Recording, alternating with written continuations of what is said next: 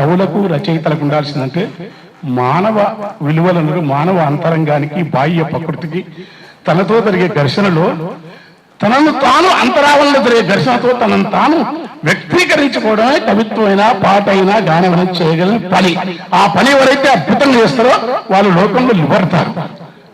అందుకే మాకు అంటే ఈ పనిగా అద్భుతంగా చేసిన జానపదులు వాళ్ళు మనకంటే, ఎందుకంటే వాళ్ళకి అన్న తమ్ముడు అన్నాడు ఏం చదువు రాకపోయింది, జానపదం లేక ఉండడం కష్టం.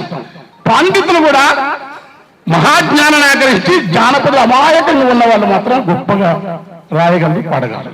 ఒక చీమకుర్తి నాగేశ్వరరావు ఎందుకు ఇంత బాగా అంటారంటే వాడు అమాయకంగా ఉన్నాడు కనుక. అమాయకంగా ఉన్న వాళ్ళు బాగా పాడతారు.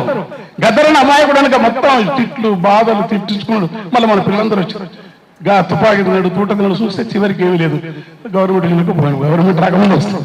అంటే జీవితం అంతా కవులు రచయితలు భ్రష్ట